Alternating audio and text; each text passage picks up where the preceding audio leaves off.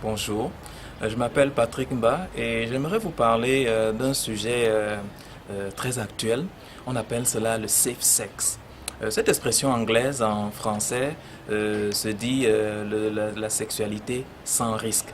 Et c'est une question qui m'intéresse beaucoup à la lumière de la parole de Dieu parce que je me pose une question.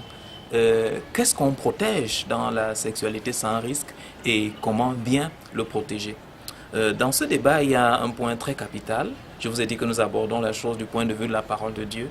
C'est ce que Dieu dit de l'immoralité sexuelle ou du dévergondage. Vous pouvez lire ce passage très intéressant dans 1 Corinthiens au chapitre 6 au verset 18 qui dit ceci: Fuyez l'impudicité. Quelque autre péché qu'un homme commette, ce péché est hors du corps. Mais celui qui se livre à l'impudicité pêche contre son propre corps. 1 Corinthiens 6 verset 18. Et si vous lisez dans une autre version, il y a une autre version qui me plaît beaucoup, c'est celle de Parole vivante qui dit: c'est pourquoi fuyez le dévergondage et les unions illégitimes. Tous les péchés qu'un homme peut commettre ne touchent pas directement son corps, tandis que celui qui se livre à la débauche introduit le péché dans son propre corps.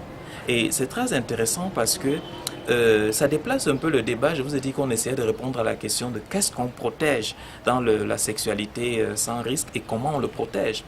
Apparemment, un élément qui revient régulièrement dans le discours de la sexualité sans risque, c'est l'usage du préservatif. Mais le préservatif, que protège-t-il? Ah, on nous dira qu'il nous protège des maladies et des grossesses non désirées. Ça veut dire apparemment qu'on a ciblé le corps. Mais c'est intéressant déjà de se rendre compte que physiquement, un préservatif ne nous protège pas à 100%. Ne vous méprenez pas. Si vous avez opté pour un mode de vie libéral, contrairement à ce que la parole de Dieu dit, je vous encourage à mettre un préservatif. Ça pourrait protéger votre vie assez longtemps pour que Dieu puisse vous convertir et vous amener à la bonne manière de vivre. Mais ce qui me préoccupe, c'est que nous ne sommes pas seulement physiques. Nous avons une partie émotionnelle. Que dire de votre protection émotionnelle? Avez-vous connu déjà une marque de préservatif qui protège vos émotions?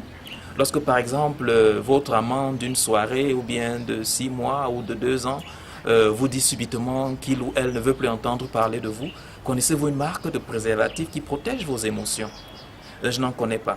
Un fait divers qui s'est produit dans une ville voisine il y a cela quelques mois nous raconte qu'une jeune lycéenne est allée chez son amant, un étudiant, et l'a trouvé en position plutôt galante avec une autre jeune fille. Et vous savez ce qui s'est passé? Elle est rentrée chez elle, elle a bu de l'eau de Javel et on l'a trouvée morte sur son lit. En fait, le préservatif qu'elle avait éventuellement, je suppose, utilisé avec son ami, n'avait pas protégé ses émotions de cette situation dans laquelle elle s'est retrouvée. C'est dire que le préservatif ne protégera pas des déceptions, des cœurs brisés, de la confusion et de l'angoisse qui gagnent les gens qui mènent une vie de débauche. Mais ce n'est pas tout.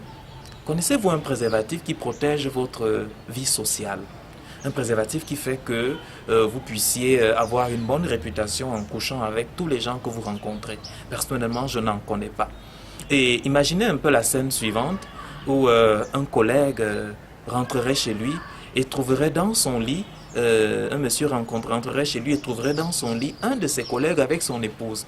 Et le collègue de lui dire vraiment ne te fâche pas, je peux t'assurer que nous utilisions un préservatif. Et je suis sûr que vous êtes d'accord avec moi que cette réponse ne va pas le tirer d'affaire. Parce que dans la société, même si vous n'êtes pas religieux, il y a un certain nombre de personnes avec lesquelles vous n'êtes pas censé coucher. On ne peut pas en faire la liste parce qu'elle est assez longue. Mais le préservatif nous donne la fausse impression que tout est permis. Mais non, il ne protège pas notre réputation. Et si vous permettez que nous prenions un dernier point, est-ce que le préservatif vous protège spirituellement? Beaucoup de gens se retrouvent dans la difficulté dans leur relation avec Dieu parce qu'ils ont mené une vie assez libérale dans ce domaine de la sexualité. Mais ils ont tout fait de se rendre compte que la sexualité non contrôlée est une porte qui ouvre notre vie à beaucoup de choses. Comme nous l'avons lu tout à l'heure dans la version Parole vivante d'un Corinthiens 6, verset 18, la Bible disait que celui qui se livre à la débauche introduit le péché dans son propre corps. Et certains se retrouvent en difficulté avec des pensées confuses, une incapacité à prier, une incapacité à chercher la volonté de Dieu dans leur vie, une incapacité même à lire la Bible parce que tout ceci a entraîné une confusion. Ce n'est pas pour rien que dans 1 Thessaloniciens au chapitre 4, le verset 3, la parole de Dieu nous dit donc que ce que Dieu veut, c'est votre sanctification, c'est que vous vous absteniez de l'impudicité. J'ai quelques questions à vous poser.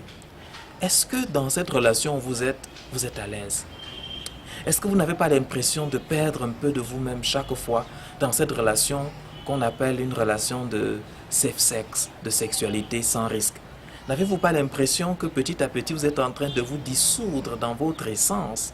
Toutes ces questions, on peut les accompagner d'autres questions par rapport à vos relations à venir. Si vous n'êtes pas marié à cette personne, aimeriez-vous que ce que vous êtes en train de faire avec votre amant ou votre amante, que votre futur conjoint soit en train de le faire avec quelqu'un d'autre? Je suppose que non. En fait, nous sommes devant un choix.